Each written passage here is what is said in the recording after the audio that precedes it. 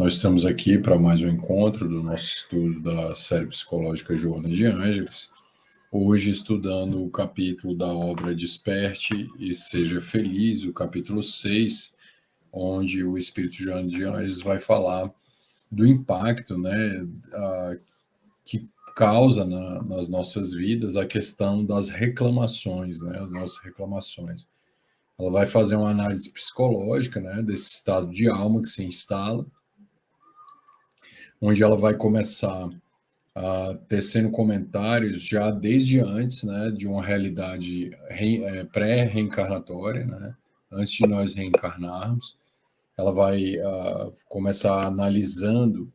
o nosso nível de consciência no planejamento da reencarnação, e depois os mecanismos de fuga da realidade que se instalam quando o planejamento que nós fizemos começa a incidir, em termos de dinâmica de vida na nossa reencarnação, e isso vai tocar em aspectos bastante regressivos, bastante infantilizados da nossa personalidade, a depender, de alguns casos do cuidado ou do descuido com a nossa encarnação, em termos dessa previdência do planejamento reencarnatório, já uma vez encarnado, podendo evidenciar as fraquezas que deixamos de cuidar, as virtudes que deixamos de desenvolver, gerando fragilidades na estrutura da personalidade, e que nos conduzem a estados que podem paralisar a nossa marcha, e nós podemos perder uma oportunidade de desenvolvimento espiritual. Então ela começa, tecendo os seus comentários, falando a respeito da encarnação. Ela diz que nós, antes de reencarnarmos, falando da reclamação, ela diz que nós, antes de reencarnarmos, nós gozamos, quando estamos no plano espiritual, de uma consciência mais lúcida, há uma ampliação da realidade espiritual por estarmos no estado vibratório diferenciado, em razão de estarmos desconectados do corpo, naquele momento de não estar acontecendo o aprisionamento da alma, no corpo físico. Ela diz que isso gera uma ampliação de consciência e faz com que o espírito tenha uma melhor análise da realidade existencial. E quando essa lucidez se amplia, o indivíduo, vendo a necessidade, são impulsos, internos que vão conduzir o indivíduo à busca, de determinadas experiências existenciais, que vão liberar, que vão nos liberar da nossa sombra, dos nossos vícios de alma, e que essas experiências, como processos depuradores e fortalecedores de virtudes, como processos que vão exonerar uma série de energias sombrias que estão dentro da nossa alma, eles são como verdadeiros processos que nos atraem profundamente no plano espiritual. E nós tentamos, de todas as formas, colocar esses eventos, essas experiências, nos nossos currículos de provas e expiações para a encarnação que está por vir.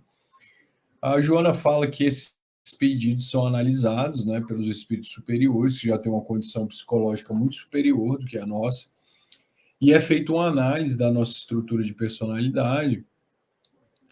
para verificar se o que está sendo solicitado em termos de experiência não vai, de alguma forma, agravar ainda mais o nosso processo existencial, por falta de fortaleza de alma para o enfrentamento daquela responsabilidade,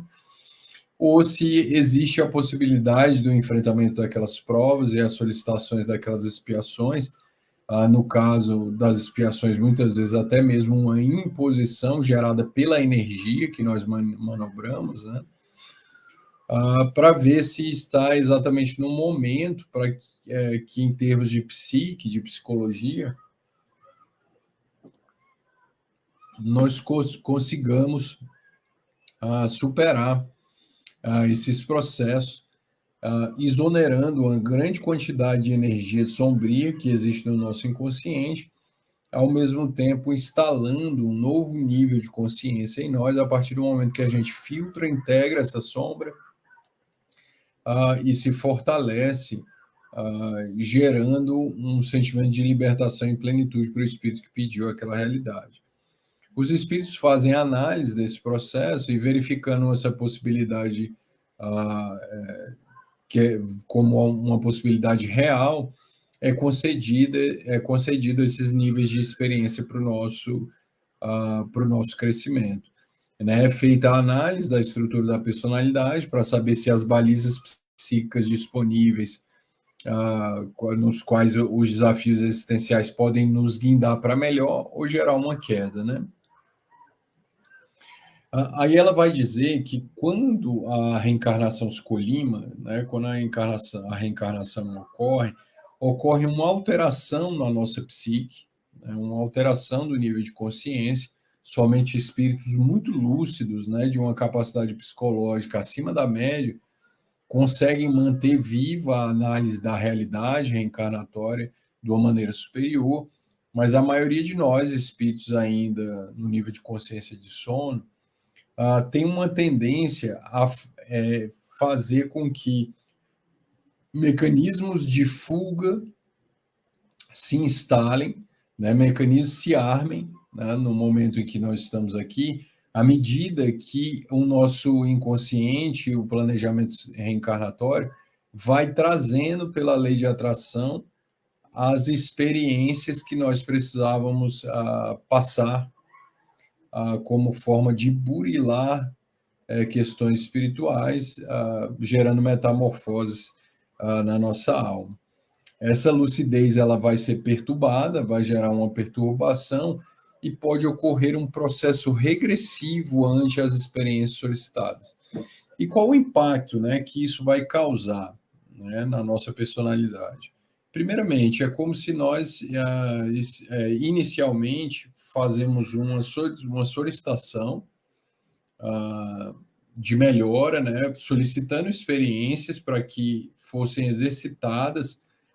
essas virtudes em nós, para gerar um nível de consciência maior. E no momento que nós estamos aqui no processo reencarnatório, é como se de algum momento nós fizéssemos uma crise psicológica e começássemos a nos queixar e estacionar ante experiências que nós mesmos solicitamos. Isso vai gerar dois estados, né? Nós vamos ficar identificados com a realidade de uma fala de uma vítima, né? Como se nós não tivéssemos conexão nenhuma com o que está nos afetando, né? As experiências que estamos acometendo, ou seja, há uma clivagem da realidade a partir de um lugar infantilizado, no qual o indivíduo começa a se ver como vítima de uma realidade que ele mesmo construiu em todos os níveis, em parte por processos inconscientes, porque ele foi tomado, né? Nós fomos tomados por uma sombra que nos conduziu a esse processo, e por outra parte, de uma maneira muito consciente, porque nós solicitamos esses processos para a depuração dos processos inconscientes que se dinamizam na nossa psique. Diante dessa realidade, apresentam sintomas de queixa, de vitimização. A nossa relação com Deus passa a ser uma relação infantilizada, porque nos colocamos num lugar como se aquele material que nos chega, aquela experiência que nos chega, fosse algo totalmente clivado, quebrado, né, das nossas solicitações, algo totalmente separado, em níveis de defesa muito díspares, né, em relação à realidade que precisaria ser integrada. Então, instala-se a realidade da vítima, onde o indivíduo começa a se queixar e a reclamar dos processos que estão ali funcionando como catalisadores de um processo virtuoso que vai precisar ser pensado e reestruturado. A partir do momento que o indivíduo fala desse lugar da vítima, ele perde a lucidez para fazer uma análise de crescimento das dificuldades que lhe chegam, né? Ele não consegue mais, o indivíduo não consegue mais fazer uma análise lúcida dos processos existenciais, e isso vai levar a uma estagnação, né? e vai levar a um fechamento das comportas de suprimento que nos vitalizam em termos de energia, nessas comportas de alma, né? Esses fluxos de alma que são decorrentes da nossa vibração de pensamento. Elas se fecham porque quando o indivíduo está na reclamação, ele fica autocentrado num processo auto-obsessivo, né? E uma vez fechado esse fluxo energético num processo autocentrado de auto-obsessão, a relação com Deus passa a ser uma projeção da relação com os nossos pais, levando o indivíduo a uma relação com Deus a partir de um lugar de queixa, de reclamação, de desânimo, né? De abandono da existência. Ele vai se relacionar com Deus a partir desse lugar e de revolta,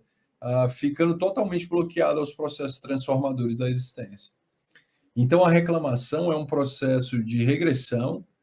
que cliva uma realidade solicitada, ou seja, quebra essa realidade, causando uma alienação dessa realidade espiritual interna que nos foi solicitada, porque o que está acontecendo lá fora é reflexo do que está acontecendo aqui dentro. Isso é muito importante, dentro da alma, né? E uma vez que nós clivamos a alma, separamos a nossa experiência de consciência de uma realidade que foi nós que solicitamos, isso vai nos colocar num estado de perturbação de consciência, paralisando o cumprimento do cronograma espiritual que deveríamos estar cumprindo. Né? Vai ocorrer uma paralisia significativa, né, da vida, porque uma vez que aquelas experiências foram solicitadas como processos catalisadores de filtração de uma sombra que precisa ser filtrada e de uma amplificação de uma virtude que precisa ser amplificada, a reclamação ela vai estagnar esse fenômeno dessa metamorfose positiva que a alma precisa passar. Então, o indivíduo não vai conseguir fazer. É como se eu fosse caminhando para um processo de estacionamento, de estagnação da marcha no sentido do cumprimento da missão. Os mecanismos que se instalam através dessas provas, dessas expiações que vão nos chegando, eles vão ser experimentados a depender do nível de consciência que filtra essas experiências. Se a consciência está turvada pela hipnose reencarnatória, sem uma análise de uma pluralidade existencial, das mudanças vibratórias da vida, no sentido de que a morte não existe, mas sim uma mudança vibratória, o indivíduo não consegue olhar para essa ferida, né, se apaixonar pela vida, se apaixonar pelos processos de desenvolvimento e construir virtudes a partir desse lugar. A consciência fica sem essa capacidade. Quando o indivíduo se abre ao processo existencial, onde não há espaço para reclamação, mas todo aquele processo que se instala é visto como um grande desafio de superação existencial, os desafios começam a ser filtrados por uma consciência lúcida, gerando uma ampliação da realidade da vida, né, no sentido de que há uma falência dos mecanismos de fuga, porque as reclamações são verdadeiros mecanismos de fuga, de natureza narcísica, que a vida tem que ser do meu jeito, ela tem que acontecer do meu jeito. Então, começam a se instalar, a fazer o retorno do nível de consciência que se tinha no plano espiritual. É um treino, né? Porque o indivíduo, quando ele está no plano espiritual, ele tem toda a lucidez dos eventos de sua vida. Quando ele reencarna, essa parcela fica recalcada no inconsciente profundo. Isso vai levar o indivíduo a um amadurecimento de tal natureza que, mesmo sem saber o que ele estabeleceu, ele vai precisar de uma psicologia de ego muito amadurecida para que ele possa passar isso sem reclamação, integrando essa sombra, sem saber o que ocorreu nos bastidores da existência. Então, quando o indivíduo consegue fazer esse movimento de, opa, calma aí, né? A existência, na realidade, é uma existência plurexistencial, existe uma mudança vibratória. Deus é perfeito, nada do que está me ocorrendo está ocorrendo por acaso. Existe algo, existe um chamamento, as minhas energias internas, pelas leis da física, de sincronicidade, estão atraindo experiências desse porte, desse naipe. Então é necessário que eu olhe algum símbolo nessas experiências, porque eles estão me fazendo um convite ao processo evolutivo. Então, quando o indivíduo começa a fazer essa análise, quando ele começa a quebrar essa queixa infantil, essas reclamações indevidas, ele quebra a hipnose causada pelo canto reencarnatório, né? Ele vai conseguir quebrar isso, valorizando a vida não a partir de um lugar de desânimo, rebeldia, ingratidão, paralisando a marcha existencial, e ele continua num fluxo, né, que ele consegue ter uma lucidez para começar a elaborar esses eventos que estão ocorrendo para ele. Quando o processo da reclamação gera auto-obsessão, ela abre também a porta para a obsessão, o que vai levar o indivíduo a fazer quadros de psicopatologia. Quando o indivíduo se abre para um nível de consciência mais lúcida, saindo desse lugar de vítima, de falsa vítima dos eventos, que não existe na realidade, o indivíduo começa a transcender para um nível de consciência onde ele começa a se conectar com a lógica existencial de Jesus, uma lógica muito próxima de Jesus. Então surge um estado de alma que a Joana explicou, que ela chama de testemunho. Né? Ela vai dizer aqui que quando o indivíduo tem essa lucidez, ele vai fazer um nível de consciência que ela falou que é um momento em que a capacidade egóica de filtrar as provas e as expiações vão gerar um nível de consciência no qual toda aquela dor que está ocorrendo naquele momento, aquele sofrimento, se torna um grande exercício de integração de uma realidade afetiva que é capaz de diluir a sombra. Então, o indivíduo vai, por meio do sorriso, do perdão, da fé, da coragem, ele vai conseguir filtrar a cruz, a calúnia, o antagonismo, o abandono, a inveja, a maledicência, e ele vai pairar acima dessa realidade através desse estado de consciência denominado testemunho. O indivíduo vai conseguir pairar acima da realidade, gerando um estado de consciência no qual as virtudes começam a se tornar processo de integração na personalidade, né? Quando o indivíduo atravessa essa realidade existencial que a dor está empurrando, ele faz uma integração dos processos da sombra que estão, de alguma forma, acontecendo nesses eventos existenciais anteriormente planejados. Uma vez que o indivíduo faz essa integração, ele se blinda contra o processo obsessivo, porque ele começa a vibrar em outra sintonia. As comportas vibratórias de sintonia com o pensamento divino se mantêm abertas. Ele recebe sustentáculos intuitivos dos bons espíritos que estão acompanhando aquele testemunho virtuoso que o indivíduo está dando naquele momento. E aquela experiência de sofrimento, ela não mais será um sofrimento que gera sofrimento, quando ela diz no plenitude, mas vai ser um sofrimento que vai gerar um processo de integração e ampliação da consciência a partir da realidade de Jesus. Quando a criatura humana consegue se conectar, fazendo uso da coragem, da fé, ela vai começar a se abrir para uma realidade e entender a função, até mesmo da função das dores da alma, mas não a dor neurótica sem sentido existencial. O que ela está dizendo aqui é que o indivíduo consegue superar as neuroses nesses estágios, e a dor começa a ganhar uma tinta no nível do testemunho, uma tinta de riqueza existencial, no qual o indivíduo, mesmo muitas vezes com lágrima nos olhos, passando perseguições, invejas, incompreensões, ele consegue desenvolver de tal forma características de virtude na sua personalidade que vão lhe possibilitar amortecer todo o impacto dessas experiências externas, gerando uma capacidade de coragem, de fé e paciência para entregar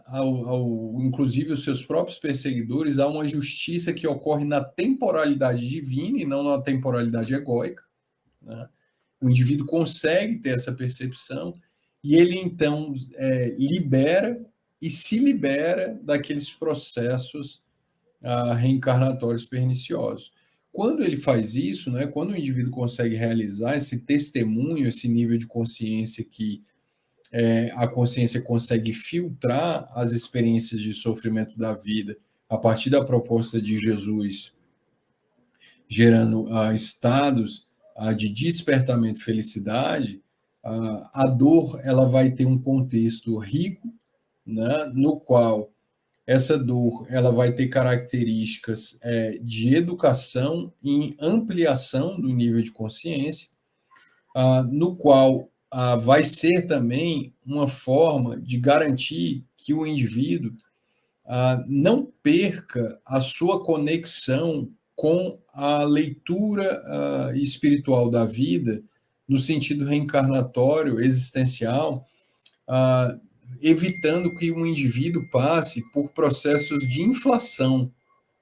né, do esquecimento, a preguiça, os mecanismos de defesa, as perturbações que geralmente se armam com a própria reclamação que faz a clivagem do material reencarnatório, onde nós não aceitamos as provas e as expiações que nós mesmos construímos.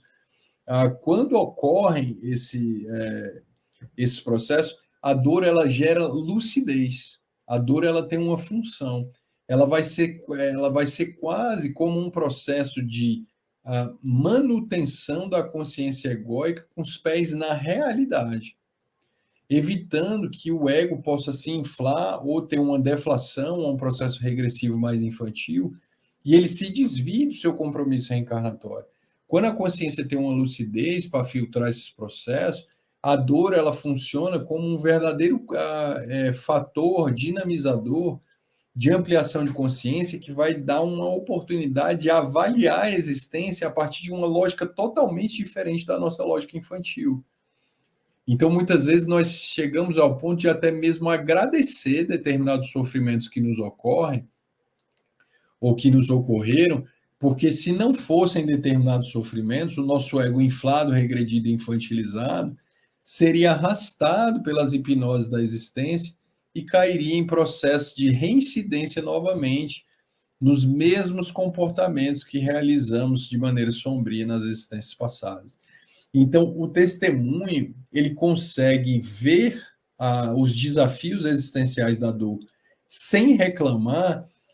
entendendo que aquele próprio atrito com a vida, a partir desse lugar do testemunho, pode ser para ele um grande benefício que evite uma queda existencial em termos de reincidência reencarnatória, gerando uma ampliação do processo consciencial. Enquanto a reclamação ela fecha as portas de conexão com as vibrações, gera autoobsessão, gera a obsessão de inteligências alienígenas, né, de fora, de inteligências extrapsíquicas, fora da alma, nesse sentido, paralisa o processo de cumprimento do cronograma, impedindo a consolidação da maturidade do senso moral, levando o indivíduo em um processo infantil, até mesmo se revoltar contra a inteligência divina que ele planejou a vida e os mecanismos de recuperação espiritual e desenvolvimento, fazendo com que todo o programa reencarnatório do indivíduo possa ficar prejudicado ao ponto até mesmo de perder a existência, fazendo psicopatologias. Muitas patologias têm nos núcleos de sintomáticos do seu rol de sintomas